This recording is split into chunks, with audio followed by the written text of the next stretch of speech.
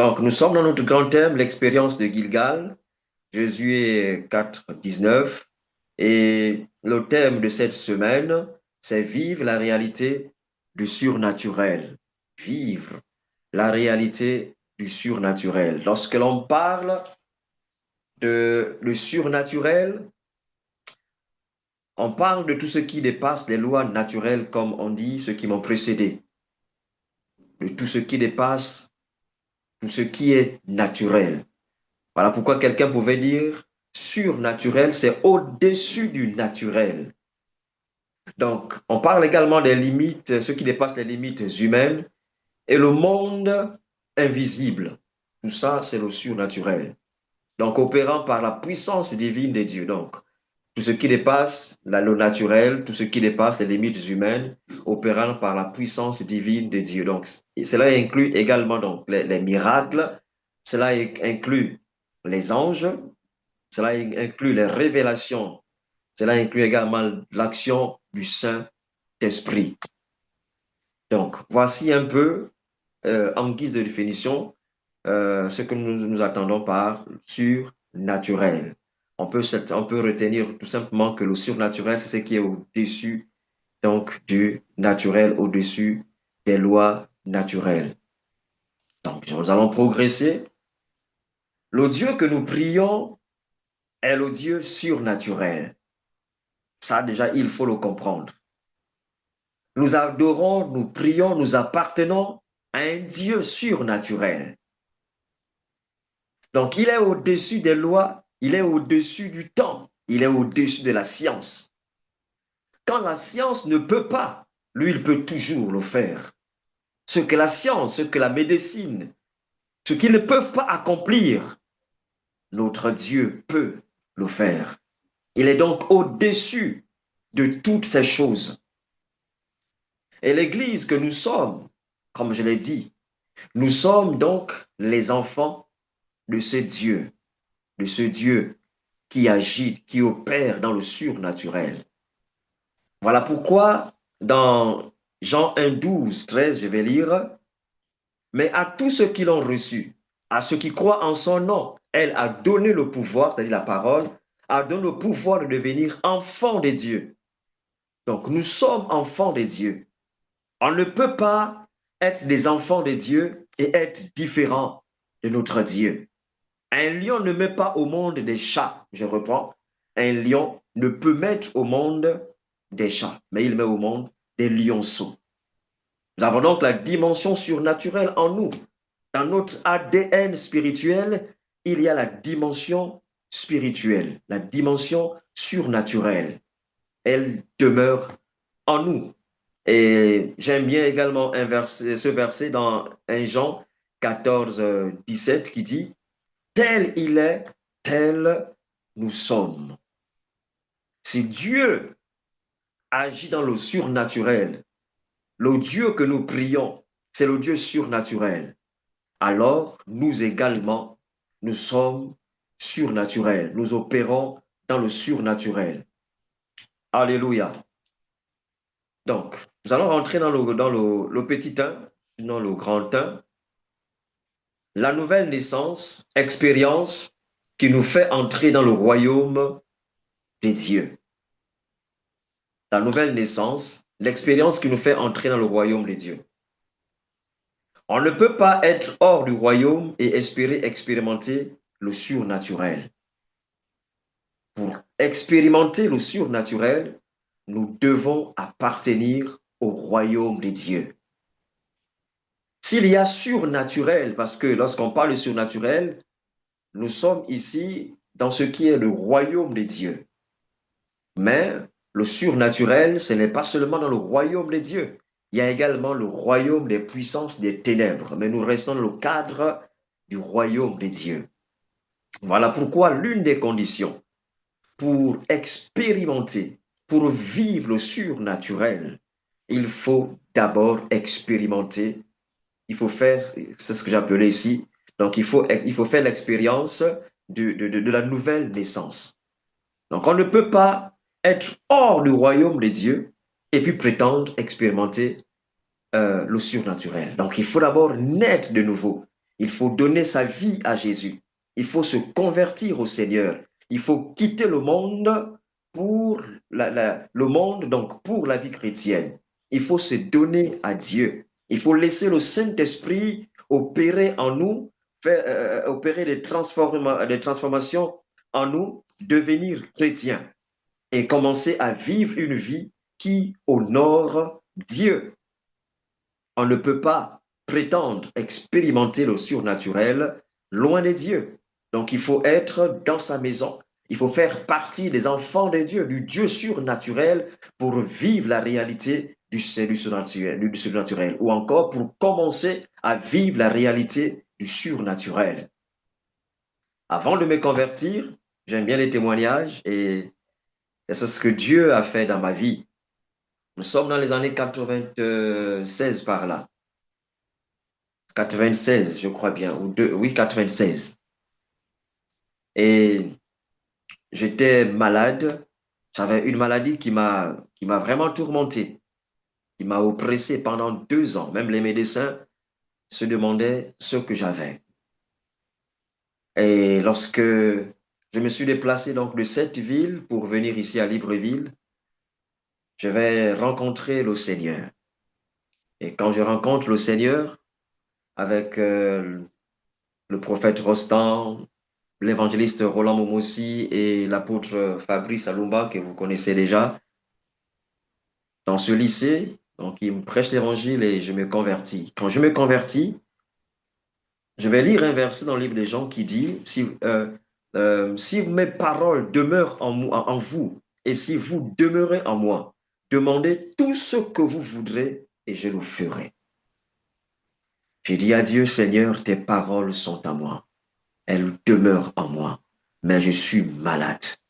Ça fait 2 ans, j'ai cette maladie, des douleurs qui m'arrachent des cris, Seigneur. Pendant 2 ans, lorsqu'elles se manifestaient, je ne pouvais avoir la bouche fermée. Je devais forcément crier, forcément sortir des paroles parce que la douleur était atroce. Mais quand j'ai lu cette parole, j'ai dit, Seigneur, tes paroles aujourd'hui demeurent en moi. Je demeure en toi. Je te demande, je te supplie, Seigneur, de me guérir, de me restaurer. L'hôpital ou encore les hôpitaux n'ont pas pu le faire. Mais toi, Seigneur, ta parole me dit que c'est possible. J'ai prié ainsi et les quelques mois qui ont suivi, 2 ou 3 mois qui ont suivi, j'ai été complètement restauré, complètement guéri par la puissance de Dieu. Alléluia. Pourquoi je prends ce témoignage? Avant de me convertir, j'avais été oppressé par les puissances des ténèbres, oppressé par la sorcellerie, oppressé par le côté surnaturel démoniaque. Mais quand je me suis converti, j'ai compris que Dieu était au-dessus de toutes ces choses. Alors, il a restauré ma vie. J'avais interdiction de manger du piment, de prendre des épices. Aujourd'hui, je suis libre, complètement libre. Il y a plusieurs années en arrière, quasiment près de 20 ans. Pourquoi, je le disais, pourquoi je prends ce témoignage? Parce que je parle en fait de la nouvelle naissance. Je parle de la conversion, de naître de nouveau. Si nous voulons vivre la réalité du surnaturel, nous devons naître de nouveau. Nous devons appartenir au royaume de Dieu. Peut-être que toi qui m'écoutes ce soir ou ce matin, ça dépend, tu n'es pas né de nouveau. Tu aspires à la grâce de Dieu. Mais s'il y a une chose à faire, c'est de donner ta vie à Jésus. De dire oui à Jésus. Lisons dans Actes 19, 13. C'est l'histoire de quelques exorcistes juifs ambulants. Donc, ils essayèrent d'invoquer sur ceux qui avaient des esprits malins le nom du Seigneur Jésus en disant, je vous conjure par Jésus que Paul prêche. Ce qui faisait cela étaient les 7 fils de Séva, juifs.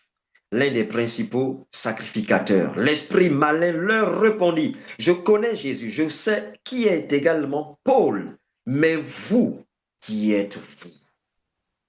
Et l'homme dans lequel était l'esprit malin s'élança sur eux, se rendit maître de tous, de tous deux, et les maltraita de telle sorte qu'ils s'enfuirent de cette maison nue et blessée. Donc voici encore une histoire qui nous démontre que nous devons appartenir à Jésus. Nous devons appartenir au royaume des dieux pour espérer, pour voir le surnaturel se manifester dans nos vies. Lorsqu'on parle de sept fils de Séva, c'était des religieux en fait. Ils allaient à l'église, mais ils n'étaient pas convertis. En fait, ils comptaient sur leur papa qui était sacrificateur. La Bible mentionne que leur père était souverain sacrificateur, l'un des principaux sacrificateurs. Donc, ils étaient respectés à cause du titre de leur père. C'était des religieux. Ils allaient à l'église. Mais ces personnes, ces sept fils de Séva, n'étaient pas convertis. Ils n'étaient pas chrétiens. Ils n'étaient pas nés de nouveau, en fait. Alors, ils ont voulu faire comme Paul. Ils ont voulu faire comme Paul. Mais nous connaissons la fin de cette histoire. Ils ont été maltraités, ils ont été frappés, mais vraiment frappés copieusement par le démoniaque. Alléluia. Donc, nous devons naître de nouveau. Nous devons accepter Jésus pour vivre la vie, la réalité du surnaturel. Loin du royaume des dieux, ça ne va pas être le surnaturel des dieux. Ça va être autre chose. Par exemple, comme la divination. Parce que tu vas être envoûté ou encore être possédé par des mauvais esprits et tu vas opérer là-dedans. Nous opérons dans ce qui est des dieux, dans la présence des dieux. Alléluia. Ce soir, nous voulons rapidement aller à cette partie et nous allons certainement en rester là, au grand 2. Que faire pour vivre la réalité du surnaturel? Qu'est-ce que nous devons faire pour vivre la réalité du surnaturel? Nous sommes tous appelés à expérimenter la réalité du surnaturel, mais malheureusement, plusieurs ne la vivent pas, plusieurs ne l'expérimentent pas, pour certaines raisons. Ils préfèrent demeurer dans les parvis, ils préfèrent rester en arrière-plan, ils préfèrent rester là sans trop foncer en fait. Et ici, je parle des parvis, le lieu là où tout le monde arrive, tout le monde peut entrer. C'est vrai que nous sommes tous appelés à expérimenter le surnaturel, à vivre la réalité du surnaturel. Malheureusement, tout le monde ne l'expérimente pas. Il doit avoir une démarcation en fait. Je dis souvent dans notre église que, en fait, il faut éviter de faire comme tout le monde. Il faut éviter éviter d'être comme tout le monde en fait. Il faut se démarquer. Il faut se démarquer. Parce que il y en a qui préfèrent ne pas trop se faire voir. À un moment donné, on appelait ceux-là qui se démarquaient les super spirituels. Mais j'aime bien, il faut être super spirituel. Il faudrait se démarquer. Et on se démarque par certains éléments que je vais citer ici. Donc, le premier élément, c'est la foi. Je ne fais pas ici allusion à la foi qui sauve nécessairement, non. Je fais allusion à la foi qui est capable de parler à une montagne. La foi qui n'hésite pas. La foi qui n'échoue pas. La foi qui proclame. La foi qui sait que Dieu est capable de faire. Celui qui veut expérimenter la réalité du surnaturel doit être un homme de foi, une femme de foi. Une femme de foi. Vous ne devez pas avoir peur, mais vous devez être des hommes et des femmes de foi qui croient en Dieu, qui croient que Dieu est capable de le faire. au-delà de la hauteur de la montagne. Mais je crois que Dieu est capable de changer ma situation, même si elle a perduré pendant plusieurs années, même si les médecins ont dit que c'était impossible, même si je sens la douleur, mais je fais confiance en Dieu. Je fais confiance en Dieu, celui qui est capable même de ramener les morts à la vie. Donc il faut avoir la foi. Il faut faire confiance à la foi. Ne regarde pas ce que tu vis. Ne regarde pas cette réalité, mais regarde aux promesses de Dieu. Regarde à ce que Dieu t'a dit et fais confiance à ton Dieu, à ton Seigneur. Dieu est capable de faire. Dieu est capable de changer la situation. Dieu est capable d'opérer au-delà de tout. Il faut donc être un homme de foi. Et l'exemple que j'ai ici, c'est dans Romains 14, 18. Dans Romains 14, 18, on nous parle d'Abraham. La Bible déclare que, espérant contre toute espérance, contre toute espérance, il crut, en sorte qu'il devint père d'un grand nombre de nations, selon ce qui avait été dit. Telle sera ta postérité. Je ne sais pas qu'est-ce que le médecin a dit te concernant. Je ne sais pas. Mais je sais que Dieu est capable d'opérer. Abraham, quand on dit espérant, contre toute espérance, c'est-à-dire que là où il n'y avait même plus d'espoir, c'est-à-dire quand on regardait s'il fallait amener des médecins, tous les médecins de son époque devaient dire, Abraham, excusez-moi l'expression, mais tu es fou, tu es insensé, c'est pas normal, c'est pas possible. Mais comment tu crois que Dieu va te donner des nations? Comment tu crois que Dieu va opérer ce miracle, qu'il va mettre quelque chose au travers de ta sémence, que Dieu va te donner une postérité? La Bible déclare espérant contre toute espérance. Celui qui veut vivre la réalité du surnaturel est celui-là qui va à contre-courant, c'est-à-dire qui avance malgré le courant, malgré la tempête, mais tu avances quand même, mais tu continues quand même. Dieu ne ment pas et Dieu est réel. Le Dieu que nous prions, je l'ai dit en introduction, c'est le Dieu surnaturel. Il a créé de manière surnaturelle. Ce que nous voyons a été créé par la parole, mais de manière surnaturelle. Et je l'ai dit au début, nous avons l'ADN spirituel de notre Seigneur. Alors c'est également possible pour toi. Donc, il faut avoir la foi. Ouvre-toi au surnaturel. La foi, c'est s'ouvrir au surnaturel. La foi, c'est s'ouvrir aux possibilités.